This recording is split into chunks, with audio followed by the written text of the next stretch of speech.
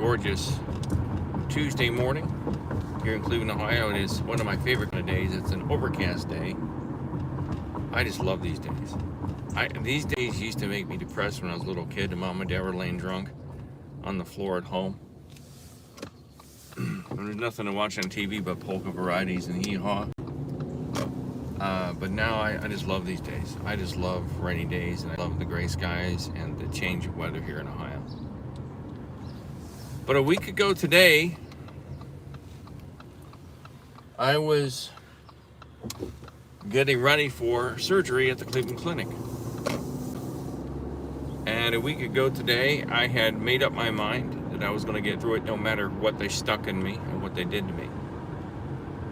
I had reached out to a variety of people who were close friends, including my friend Sharon and Leah and my wife, and some strangers too came to my assistance over the years, or not over the years, over the weeks preceding my surgery, including a woman in Wales, the United Kingdom, named Dr. Lisa. Doctor, I don't know if you watched me or not, but this wonderful woman, I wrote to her, told her I was horrified of my procedure. I wasn't really horrified of the aquablation procedure. I was horrified of the needles, of the IV, of course, as I said in three other videos now. And this wonderful person who doesn't know me from Adam, and she's like a metaphysical doctor, I believe. If I'm wrong, doctor, forgive me. I don't know if you're an MD, but I think you're like a metaphysical doctor, which I'm all into some metaphysical stuff. She went out of her way to make a meditation specifically for me to ease my mind. Now she published it for everybody on her YouTube channel, but if you want to check out, of course I can't remember your channel's name. It's Dr. Lisa. I think it's Feeling Good with Dr. Lisa or something like that. And then this artist that I met, Jean Marie Spicusa in California. Jean, if you're watching me, I apologize. I haven't even had a chance to look at our podcast. But Jean is a brilliant woman. And I say woman because women are just not appreciated the way they need to be in this world. I'm not going to be generic and say she's a person. She's a woman, and she's a very talented, gifted artist, musician, writer, film producer, director. And I always thought we were doing a podcast together because I wanted to interview her about her movie. She makes movies. And I told her I was going through, and she said she was about to, I think probably for her own well-being, she was going up to a monastery where she goes to meditate and chant with the monks, I believe in California somewhere. And I tell you, she took my fears and my worries and my health to the attention of the brothers of this monastery, and she prayed with them for me. Now, Jean is not a person I know all that well at all, but just out of the kindness of her heart, out of her own compassion and her caring ways, she did that for me. And I gotta tell you, both women, total strangers, touched me deeply. And I mean that in a spiritual sense. Wonderful people, just wonderful people. And I can't begin to say enough things about the people who reached out to me and tried to calm me down and ease my mind. And honestly, since I've had this experience and since I had the surgery, PTPOP is back, and I'm better than ever. I'm a new person. I feel like I have a new lease on life, not because I can pee again, because the surgery I had allows me to pee again, which I'm grateful for, and I feel blessed. But overall, I'd have to say that I have a new belief in my fellow human beings because of this Dr. Lisa and my wife and my friend Sharon and Leah. And I know I'm leaving people out. My mother-in-law has been very supportive. A variety of people including my brother-in-law, Bob, and my sister. I guess my sister indirectly. I don't know if my sister can still speak, because I've only heard her through my brother-in-law. No offense, Sue, but I just wonder if you're able to talk. Maybe I'll give you a call. But anyway, I'm better now than I was before. I'm off to go for my morning walk. I don't know what's happening down here.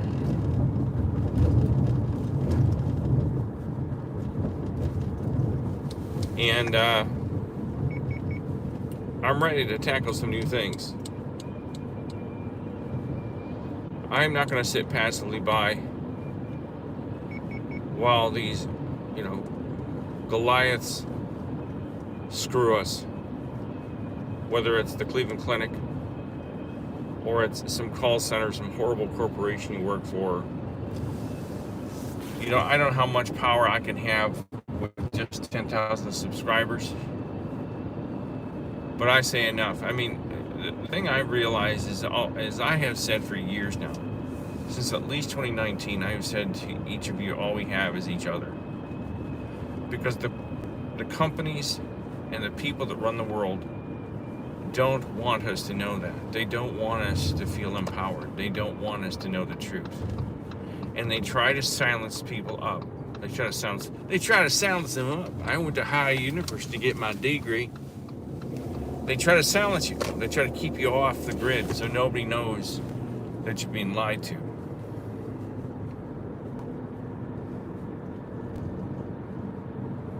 Can any of you imagine the greed, the obsession and the greed and the desperation for wealth that a hospital like the Cleveland Clinic has to have within its ownership and its board of directors in order to take over an entire, miles and miles of a city and then take over all the hospitals in the area? And can you tell me that it's really because they care? Is it really because they love us all and they want us to have good medical care? I don't believe it. It's an impossibility, because the bigger something gets, the harder it is to manage. They get top heavy, things begin to wobble. It's like a house of cards. But somebody somewhere is cashing in on our illnesses. My procedure cost $45,000. At least that's what they told me in the pre meeting about my surgery.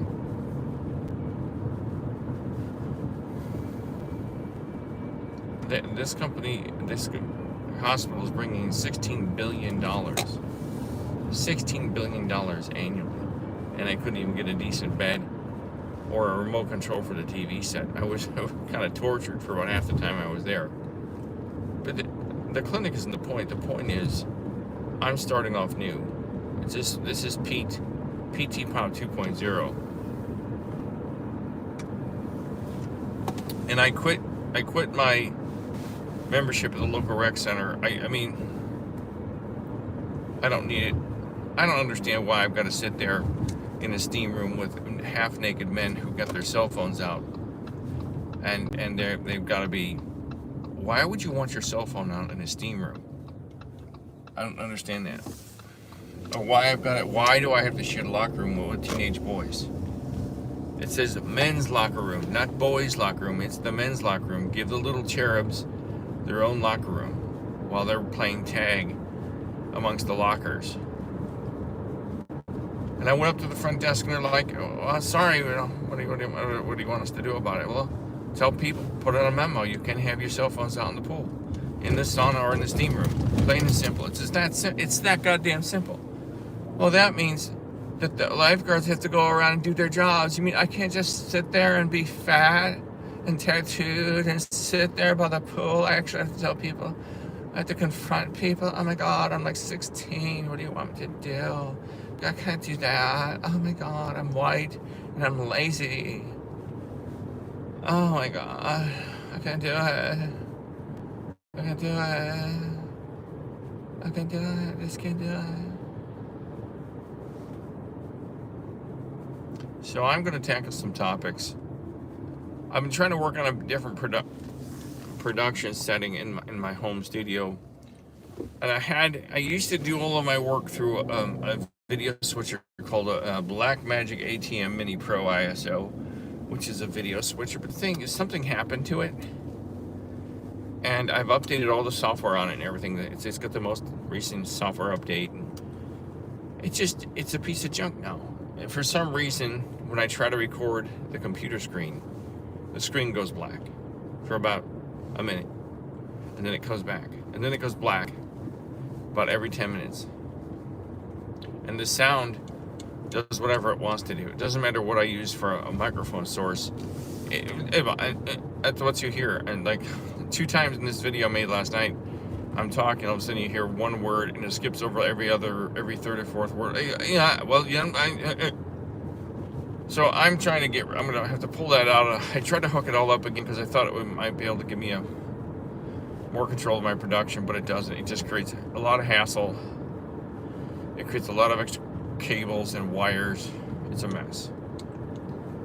So I'm going to be tackling more topics. When I was in the hospital, I was saving ideas on my phone and things we can talk about. But I think the basic thing I really want to look into is, what can we as a human race do to make this a better life for each other? I'm not talking about walking old ladies across the street, or taking out your neighbor's garbage. There's got to be a better way to do this. There's got to be something else, something we're all missing. But the beauty of this whole thing is, and the beauty of COVID and the beauty of the internet is that it has awakened the masses. There are people globally who are waking up to the lies and the deception. And the revolution has begun.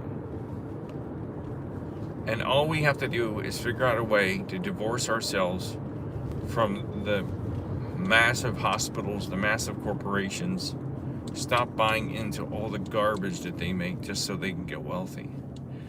And Robert Kennedy Jr., whether you like him or not, he's proven and pointed out that they're poisoning us, our children. People are getting sick and getting cancer from the food they've been forcing down our throats for at least 50 years. And people, my wife and I were just at a coffee shop,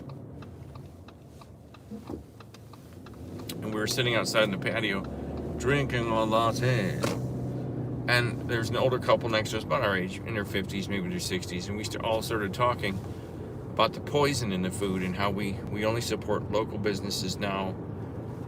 Like we do not support Dairy Queen anymore. We don't support Starbucks. I've been to Starbucks once, like in the last year. We go to a local coffee shop. We go to a local ice cream shop that sells hard ice cream that's made from natural products. We have begun, all of us agreed we were doing this different thing. They even gave us this new app, which I can't remember what it's called, but it's an app where you can scan the barcode of the product you're looking at in the grocery store, and it'll tell you whether it's healthy or not. It'll tell you whether it's worth buying, or if it's going to make you sick, or if there's dyes in it, things like that.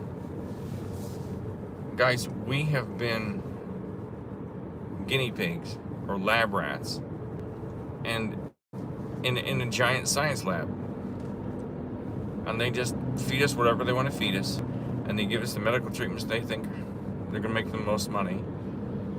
And look at Hollywood. Hollywood is a prime example of corporate takeover of some sort. There is nothing Hollywood puts out anymore that's worth watching. It's all garbage. I can't even begin to tell you how horrible Mission Impossible was with small boy Cruise, Tom Cruise. The movie was horror. It was just as bad as the old horror B movies I make fun of from the 1950s on my Midnight Mutant Theater. Oh, and by the way, if you want to watch my new channel, which is called Midnight Mutant Theater, I make fun of and review old horror sci-fi movies. And I'm going to be jumping back into that and doing some more work on that. Check that out. But I'm back, and I'm going to be doing some more stuff. I mean, this is all I got. This is all I do. I basically gave up applying to jobs. I don't even know. I can't get hired. Nobody will even call me back, so I don't even know what the point is. So I'm about to go for my morning walk, and then I will go home and shower and shave. Shower and shave. And I will proceed with my day and come up with some new things. And I can't remember your name, but one of my viewers from the UK wrote to me, and I might be doing an interview with him about working in call centers. I say might because there's a lot of people lately that have said they want to make documentaries or they want to be interviewed, and they don't follow through. So it's not always easy to get people to talk on camera. Fatima, if you watch me, I don't know if you watch me, I haven't got a chance to even look at the video we made, the documentary. I'm working on a very mini documentary about the art of an artist in Columbus named Fatima Taylor. She's an artist and a PhD student at Ohio University studying art. And I was going to create a video about her work, but I just got so overwhelmed with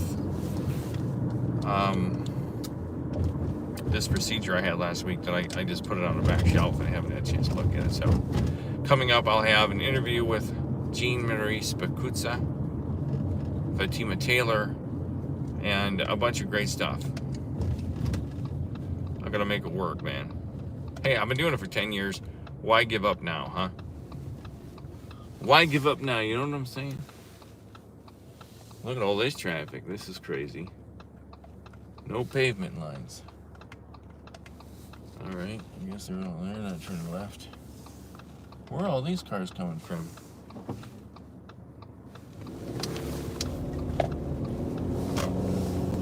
All right. Zoom, zoom. So, I don't know what's going on in your neck of the woods. It's going to rain here in a couple minutes. I don't care. Let it rain. Let it pour. Let it rain a whole lot more. What is that song? I don't know what that song is. Nobody's watching me this morning. I usually get like 30 people watching, but nobody's watching me. That's all right. You go watch Joe Rogan. You go watch Mr. Beast. Waste your time on those goofballs. Joe Rogan. So you don't think we landed on the moon? Hey, do you have a cigar? I'm a man because I smoke cigars. Yeah. So you think Bobby Kennedy really has it all figured out? Yeah. Hey. Wow, man.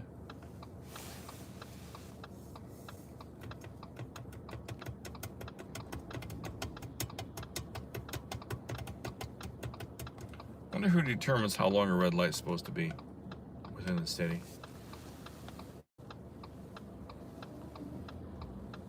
Oh, yeah.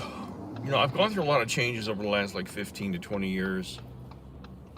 I used to be a guy that couldn't live without music. I couldn't live without the radio on. Everything I'd done in my life since about the age of 14, I always had to have the radio on. I had to be listening to music. I'd have either the radio on or my records back when people played vinyl records.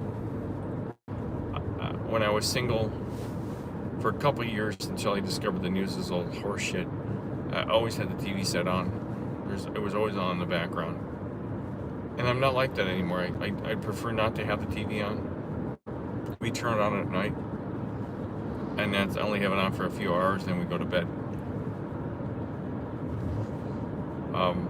But I don't listen to radio. I have a very hard time watching sports. Sports to me is a huge waste of time. Watching professional sports. Watching grown men play kids games, getting paid millions and millions upon millions of dollars to throw a ball around. It seems like a waste of time. Plus, now that everybody's betting on it, I'm sure it's all rigged. The umpires this year in baseball are obviously in on some type of weird fix. But nobody's talking about it because it's all part of the game. And I'm just really not the same person I was. I'm just not. I don't know what happened to me. I kind of woke up to a lot of the lies and realized that most of the programming, conditioning in our world came through the music and the media and the sitcoms in Hollywood. And once I could pull myself away from it, I realized, oh wow, that's all a lie. So I'm a new person, but my surgery, I didn't have any type of awakening in the surgery, but what I did and why I'm the new Pete 2.0 is because I faced my fears. I faced my phobias head on. I tackled them and I wrestled them to the ground and I won. I came out the other side stronger. I came out on the other side because I faced the fears, my greatest phobia, and I conquered it. And I think I'm healthier now because I actually can pee again.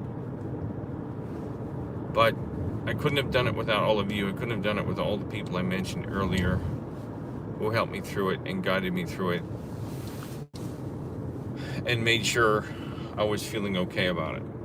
I couldn't have done it without everybody. And I'm grateful to all of you. But we have to work together as a world, as a community, and stop believing into all the bigotry and the sexism and racism. We've got to stop believing one group of people is bigger than the other, because that's what they want. They want each and every one of us at each other's throats. They want us afraid. They want us filled with phobias. They want us filled with fears. They don't want us to overcome our fears, because that if they can keep us scared, they can control us. They can control every ounce of our being. And I tackled this fear of mine. I put up a good fight for a long time to try to cure myself through natural remedies, and it just didn't work. But I can tell you this, I'm a new person and I feel stronger. I don't know how much time I've got left on the planet. I don't plan on going anywhere. But you know, life is crazy and something could happen. A tree could follow me today while I'm at the park. Or I could run over this fat slob with his cell phone in his hand. He's not paying attention. Look at this goof. I'm fat goof. I have cell phone and faded pink shirt. I am very sexy man.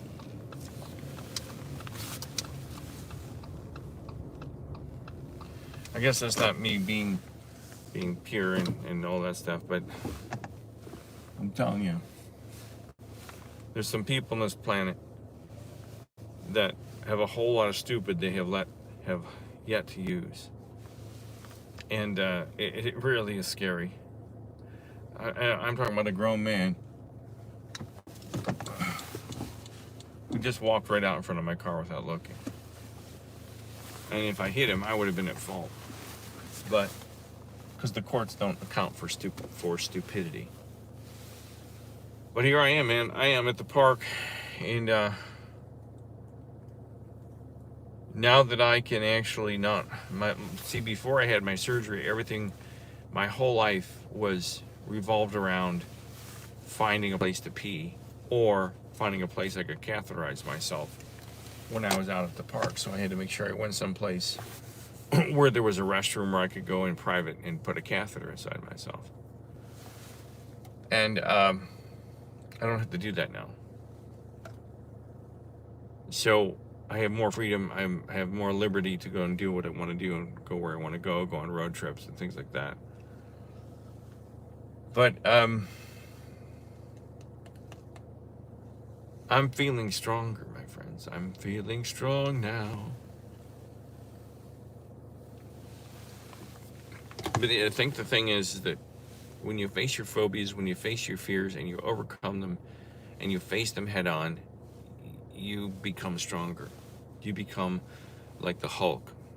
You know, when the Hulk gets angry and he goes up and starts tearing things up. I'm not going to tear anything up, but I definitely overcame something that had been one of my greatest fears in my life. And I'm turning over a new leaf and starting a new life where I'm going to try to approach each day by tackling each day and forging ahead, getting off the beachhead and going inland. And I encourage each of you to do that, to get off the beach, because if you stay on the beach, you're going to get blown to pieces. And if you're going to sit there and let everything get to you, if you're going to sit there because you know, your kids don't like you, or you got divorced, or you're lonely, or whatever, this is what I say to you.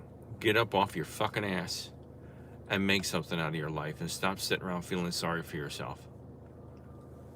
Because I can tell you from firsthand account, I sat around, I felt sorry for myself for years.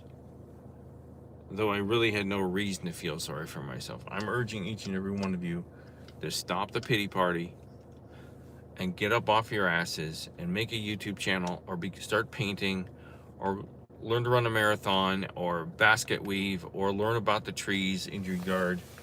Start a garden, do something, because that's what I've done. And it's helped me. It's given me a different frame of mind and a different mindset. Now again, barring the unforeseen meteor strike, I should have probably maybe 10, 15 years of life left on the planet. I don't know. Most people in my family died by the time they were in their 80s. So that will give me maybe 20 years. I'm going to make the most out of this time. I'm going to have fun. I'm going to explore. I'm going to take more photographs.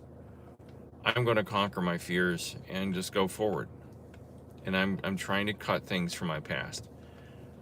I'm trying to eliminate the obsession I have about things from my past. And while I have come to grips with my childhood and the way I was raised by my parents, it still weighs me down. It still is a heavy, lead-filled, trunk that I'm dragging behind me, of these two people that were just trying their best to get by in this world, and they couldn't face it, and they turned to the bottle and stuff. I gotta let that one go, man. They've been dead and buried one's been dead and buried for almost 40 years. Or maybe it is, it'll be 40 years in 2027. My mom's been gone for 33 years this last June. It's time. I just can't even waste any more time. What does this crazy lady do? Why do people do this? They bring their big fancy cars to the park, and then they beep. It's like they want the world to know the car is armed. Okay, your car is armed. No bad guys are coming to get your car. So they walk away from the car, they lock it once, then they walk 100 yards away and they lock it a second time. Anyway. So I'm back here. I'm going to be making more content. I don't know if it's going to be different, like in the sense of production quality, because I don't want it to be clever. I'm not going to sit here and give you a lot of real, jump cuts and all that shit that the other cutesy poo people do. I'm just going to be me. And that seems to have gotten me to where I am today. And, if you like this channel, give it a thumbs up, subscribe, tell your friends. Tell me about your experiences overcoming your fears and your phobias. Tell me about your experiences being inside some of these big hospitals. I'd like to know. All right, guys, I'm going to go for my walk before it starts raining. You have a good day. Hasta la vista, baby.